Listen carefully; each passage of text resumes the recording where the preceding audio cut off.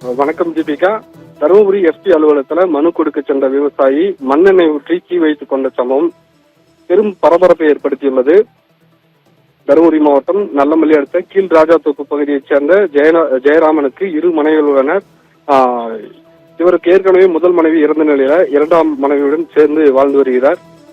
இவருக்கு கடன் பிரச்சனை என்பதனால தனது நண்பர் செல்வராஜ் என்பவரிடம் தனது நிலத்தின் பத்திரத்தை வைத்துக் கொண்டு பணம் கேட்டுள்ளார்.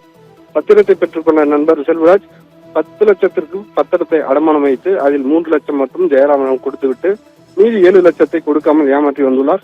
இது குறித்து அதியமான் கோட்டை காவல் நிலையத்தில் ஜெயராமன் புகார் அளித்தார். அதியமான் கோட்டை காவல்துறையினர் விசாரணை செய்து செல்வராஜிடம் இருந்து ஒரு பத்திரத்தை வாங்கி கொடுத்துள்ளனர். மீதமுள்ள மற்றொரு பத்திரத்தை கொடுக்காமலும் பெற்ற பணத்தை கொடுக்காமலும் இழுத்தடித்து வந்ததால மன உளைச்சல் இருந்துள்ளார். மேலும் இது குறித்து காவல்துறையினர் எந்த நடவடிக்கையும் எடுக்காதனால இது குறித்து ஜெயராமன் இன்று மாவட்ட எஸ்பி அலுவலகத்தில் புகார் அளித்தார்.